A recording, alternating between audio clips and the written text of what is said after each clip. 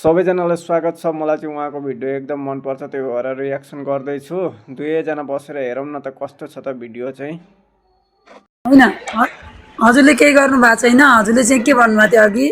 हजुरले हामी के भन्नुभएको थियो कि मैले बिर्सिएँ। म यता ध्यान यतातिर फोनतिर थियो कि मेरो ध्यान अर्को मोबाइल चाहिँ मसँग। होइन, हामीले चाहिँ समाजमा भएको बेतुकी, अन्याय, अत्याचार, भ्रष्टाचार र विकृतिको विषयमा आवाज उठाउनुपर्छ र कुनै पनि व्यक्ति अप्ठ्यारोमा परेको छ भने त्यसलाई सहयोग गर्नुपर्छ र हामीले चाहिँ सामाजिक सञ्जालमा कुनै पनि व्यक्तिलाई तुच्छ व्यवहार गर्नुहुन्न भनेर चाहिँ आवाज पनि उठाइरहन्छौँ कि। अन्याय त अहिले तपाईँ कहाँ कलङ्कीबाट अरे? मेरो कान काटेर फालिदिनु भएको छ, मरेको भनेर भिडियो हालिदिनु भएको छ, भागेको भनेर हालिदिनु भएको त अन्याय गरेको होइन र सर? मलाई त्यस्तो पनि हुन्छ त? अब यस्तो मैले के भने भन्दा सुन्नुहोस् है साथीहरू, तपाईँलाई के अनुरोध गरेँ भन्दाखेरि हिजोका दिनमा जुन आवेगमा चुनावी प्रचारमा आम जनताले चाहिँ कहिले घाँटी काट्छु भन्ने, कहिले कान काट्छु भन्ने, त्यो आवेगमा आएर भनेको कुरा हो। अनि त्यसैले त्यही कुरालाई लिएर चाहिँ फ्रस्ट्रेसन गराउने काम चाहिँ कसैले पनि नगर्नु होला। किन भन्दाखेरि यो चुनावी प्रक्रियामा भाषणको उसमा चाहिँ आम जनताले चाहिँ भन्छन् कि अब त्यो के अरे झापाबाट चाहिँ त्यो के अरे कि उसले चाहिँ अब केपी ओलीले नजिते चाहिँ दिशा खान्छु भनेको थियो। त्यो भनेर भयो त? त्यो हुँदैन नि त साथीहरू। कहिले पनि अब त्यो चुनावमा भनेको कुरा सकियो, अब त्यसलाई चाहिँ कोट्टाउने कुरा हुँदैन। कहिले पनि हतोत्साहित गर्ने काम नगर्नु होला तपाईँ।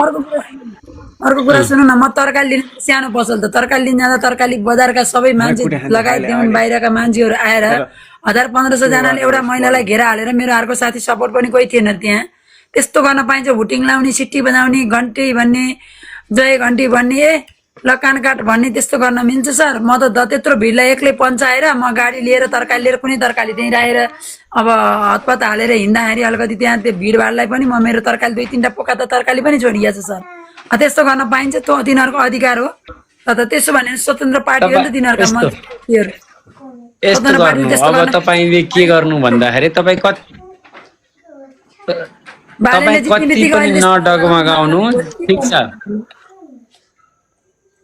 हजुर। अनि ठिक छ, बोल्दै जाने क्रममा मबाट गल्ती भयो भनेर चाहिँ एकचोटि चाहिँ सरी मागेपछि आम जनताले बुझिहाल्छन्। किन भन्दाखेरि अब चुनावी प्रक्रियामा यो भयो, मबाट गल्ती भयो, अब तपाईँ त्यो भनेपछि आम जनताले बुझ्छन् कि अब मैले होइन गरेँ कि होइन भन्न थाल्नु भने खेदो खान्छन् फेरि, होइन?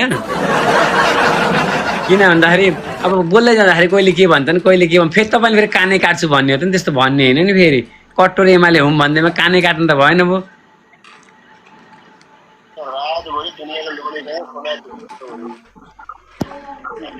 लाइक गेम पनि जास के भने अनि अरू के छ म्याडम? अरू छोडिदिनुहोस्, त हुँदै जान्छ, चिन्ता नगर्नुहोस्, एकदम फ्रस्ट्रेसन नआउनुहोस्। मेरो अनुरोध छ, सम्मान छ तपाईँलाई, अपमान कसैले कसैलाई पनि गर्नु हुँदैन साथीहरू है। किन भन्दाखेरि बोल्दै जाँदाखेरि, हिँड्दै जाँदाखेरि ठेस लाग्छ, बोल्दै जाँदा कुराहरू चिफ्लिन्छ, अनि त्यसरी घेर्न पनि त हुँदैन नि तपाईँलाई।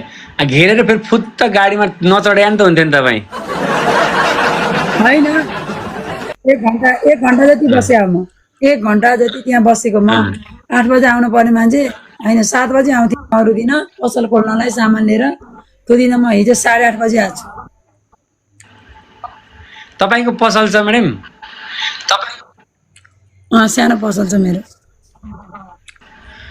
कहाँ छ म्याडम हजुरको? मेरो कलङ्की खड्का गाउँ।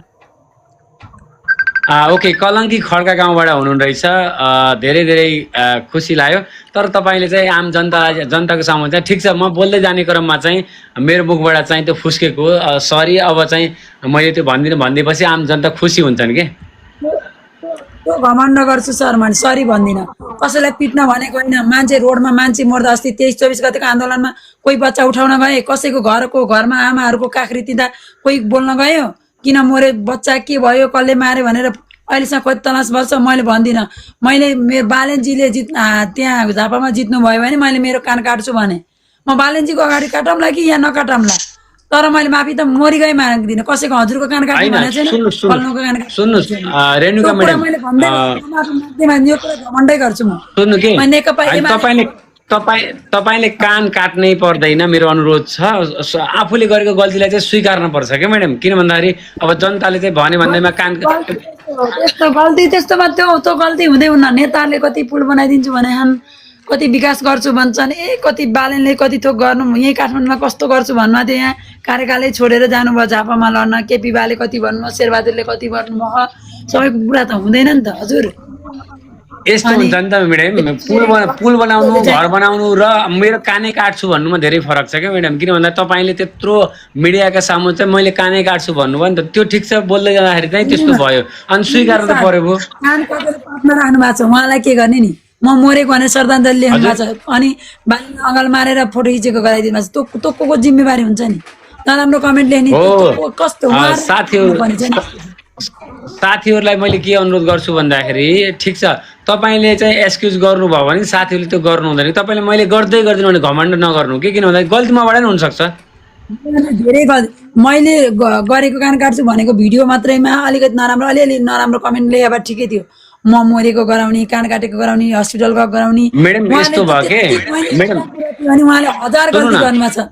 हो त्यो त सुन्नुहोस् न, अब त्यो कारणले गर्दाखेरि तपाईँको छोराछोरीलाई, तपाईँको श्रीमानलाई, तपाईँको इष्टमित्रलाई, तपाईँको चाहिँ दाजुभाइहरूलाई पनि असर पर्छ, त्यो नगरिदिनु होला साथीहरू। तर तपाईँले त्यो चुनावी माहौलमा जुन कि देशकै सबैभन्दा एकदमै टक्कर ठाउँ झापा क्षेत्र नम्बर 5 को एकदमै हामीले चाहिँ चुनावी अपडेटहरू लिइरहेका थियौँ र देशको अराजक व्यक्तित्व पूर्व प्रधानमन्त्री केपी शर्मा ओलीले जुन कि उहाँले नै गर्दाखेरि यस्तो भएको देशमा भनेर आम जनताले चाहिँ भनेर रहँदै गर्दाखेरि झन् तपाईँले त्यो अवस्थामा चाहिँ केपी ओलीले 100% जित्छन्, केपी ओलीले जितेन, के अरे बालेन शाहले हार्छन्, केपी ओलीले जित्दैनन् भने मैले कान काटेर फाल्छु भन्दै गर्दाखेरि आम जनतामा चाहिँ नेगेटिभ सन्देश गर्थ्यो क्या त्यो बेलामा।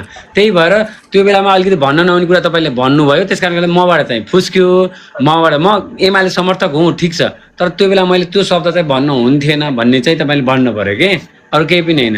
गल्ती मबाट नै हुन्छ, मैले गल्ती गरेर मैले सरी माग्न सक्नुपर्छ कि। होइन होइन सर, मैले त्यति बोलेकोमा उहाँहरूले चाहिँ नराम्रो कमेन्ट नगरिदिएको भएर म मरेको, मेरो कान काटेको, हस्पिटल गएको त्यस्तो नगरेको भए मैले सरी माग्दिनँ। त कसैसँग सरी माग्ने सर, मैले कसको के भइगएर सरी माग्ने? होइन हजुरले सुन्नुहोस्, मसित सरी माग्न जरुरी छ। बालेन मन्त्री भएर मलाई चाहिँ भेट्न आउनु भएर आखिर म भेट्नै गए म उहाँसँग माफी माग्दिनँ सर। हजुर न्यायको लाइनमा कुरा गर्दै हुनुहुन्छ भने, हजुर न्यायको ढोका ढकढकाउनु भएको छ भने तपाईँ म अन्यायमै छु। नराम्रो कमेन्ट गर्न र मान्छे मरेको, बालेनले अगाल मारेको साथीहरूलाई सुन्नुहोस्, मैले अब साथीहरूलाई सुन्नुहोस्, तपाईँ रङ बोल्दै हुनुहुन्छ, मैले माफी माग्न सक्दिनँ, बुझ्नुभयो? अब मैले साथीहरूलाई के अनुरोध गर्छु भन्दाखेरि, साथीहरू जसको पनि परिवारमा छोराछोरी हुन्छन्, श्रीमान हुनुहुन्छ, इष्टमित्रहरू हुनुहुन्छ, आइन्दा कसैलाई पनि त्यस्तो रिसिभ नलेखिदिनु होला। किन भन्दाखेरि मान्छे काम गर्दै जाँदाखेरि ठेस लाग्छ, हिँड्दै जाँदाखेरि ठेस लाग्छ, काम गर्दै जाँदा बिग्रिन्छ। त्यस कारणले गर्दाखेरि कसैलाई पनि त्यस्तो शब्द त नलेखिदिनु होला। तपाईँले चाहिँ त्यो गल्ती गर्नुभएको थियो, त्यसको चाहिँ एक्सक्युज त गर्नुपर्छ कि म्याडम, मेरो अनुरोध छ। मैले पनि गल्ती गरेँ, मैले गर्छु। किन गल्ती गर्ने? मैले मान्छेलाई गोली हानेछु, मान्छेलाई मारेछु, मान्छे घरबार बिगारिदिएको छु सर। मैले अर्काको लोग्नेलाई भनेछु, अर्काको आइमाईलाई, छोराछोरीलाई त हस्तक्षेप गरेको छैन, मेरो कान काट्छु भनेछु। मैले बालेनसँग त गएर माफी माग्दिनँ प्रधानमन्त्रीसँग भने, यो त्यस्ता भेडे जनताहरूले दुनियाँ मेसेज लेखेका जनताहरूलाई मैले किन गर्छु? राम्रोसँग बोल्न आउँदैन? अघि मसित कुलभाइ भन्ने हिरो आएर मसँग राम्रो कुराहरू गरेर, कति राम्रो रेस्पेक्ट गरेर, आज नारी दिवस भनेर नमस्कार गरेर, कस्तो राम्रो शब्द बोलेर, छोराछोरीलाई सोधेर, मेरो श्रीमानलाई सोधेर जानुभयो हिरो आएर भने। अनि उहाँहरूले चाहिँ यस्ता 2 रुपियाँ, मैले व्यापारमै मलाई कस्तो माइनस भइसकेको छ। हिजो म तरकारी ल्याएर आज व्यापार गर्न पाइनँ, फलफुल लिन जान पाइनँ, बाटोमा जाँदा भिड गरिदिने, भिडियो गर्ने, फोटो खिच्न आउने, पसलभरि दुनियाँ दिवाना गरेर भ्युज कमाउनको लागि आएर अन्तर्वार्ता लिइदिने, युट्युबरहरू आएर मलाई अलिकति तनाव यस्तो जस्तो गर्ने होइन नि त। मेरो पनि टाइम हुन्छ नि त, घरमा मैले व्यवस्था गरेर चलाएर बस। अब मैले मेरा साथीहरूलाई के अनुरोध गर्न चाहन्छु भन्दाखेरि, साथीहरू किन भन्दाखेरि तपाईँहरूले चाहिँ एक महिलालाई चाहिँ हतोत्साहित नगराइदिनु होला। किन भन्दाखेरि बोल्दै जाँदाखेरि चाहिँ उहाँको मुखबाट फुस्क्यो, तर उहाँले कुनै त्यस्तो अप्रिय घटना त घटाउनु भएको होइन, तर किनकि जे नहुनु त्यो भइसक्यो होइन।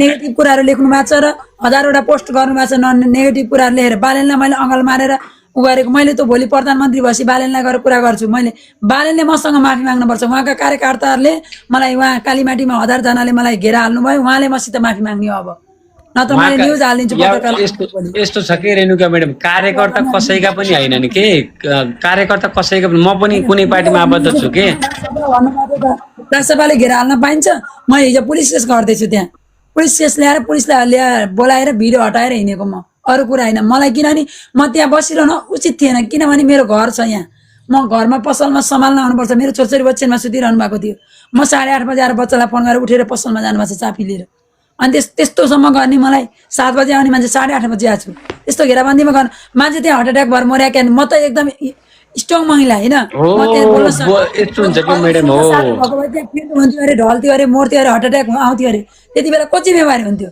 मेरो ज्यानको जिम्मेवारी को हुन्छ यस्तो हुन्छ कि म्याडम त्यही भएर बोल्ने बेलामा चाहिँ विचार पुर्याउनु पर्छ भनेको कि मैले तपाईलाई मैले पनि विचार पुर्याउनु पर्छ के म सरी चाहिँ माग्दिनँ सर बरु जेसुकै भन्नु म घमण्डी महिला हो बुझ्नु न म जे कुरामा म मेरो रगत चाहियो नि म अहिले हजुरलाई रगत सक्छु म्याडम एउटा कस्तो हुन्छ भन्दाखेरि सुन्नुहोस् मैले तर म सरी माग्दिनँ मलाई कति थोक यातना दिनुभएको छ मेरो छोराछोरीलाई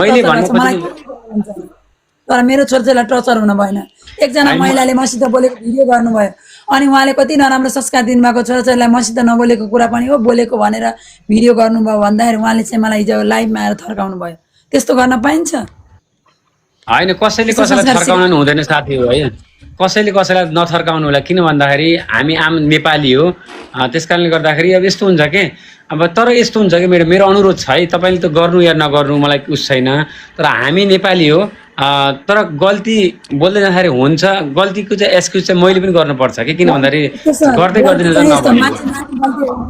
अर्काको हस्तक्षेप गरेको होइन कसैलाई केही भनेको होइन मैले बालेनजीलाई भनेको बालेनजीले हार्नुहुन्छ केपी बाले जित्नुहुन्छ त्यति मात्रै हो बालेनले जित्नुभयो केपी बा हार्नुभयो अनि हामी पार्टी हारेको त्यसै दुखित छौँ बालेनले जितेको भने शुभकामना दिइया छ बालेन चोर देश छोड भनिया छैन हामीले हाम्रो केपी बाले मात्रै जितेको भाइ यो देशमा के भनिदियो केपी चोर देश छोड कतिजना केपी बालेनका पक्षले के भन्नुभएको थियो नि केपीले जितेन हामीले फेरि आन्दोलन गरेर ध्वस्त गराएर फेरि चुनाव गर्ने भन्नुभएको थियो तर हामीले त्यस्तो भन्दैन हामीले त हार पनि स्वीकारेको छौँ मेरो टिकटकमा हेर्नु त मेरो उसमा फेसबुकमा हेर्नु त मेरो स्ट्याटसमा हामीले हार पनि स्वीकारेका छौँ यस्तो हुन्छ के कोही एमाले समर्थक होला सुन्नु न त्यस्तो हिक्मत हुन पर्यो कि हार पनि स्वीकार्न सक्ने यति केपी बाले झापाबाट जित्नु तपाईँहरूलाई कस्तो लाग्यो त भिडियो हेरेर प्रतिक्रिया दिनुहोस् है साथीहरू हस्त धन्यवाद।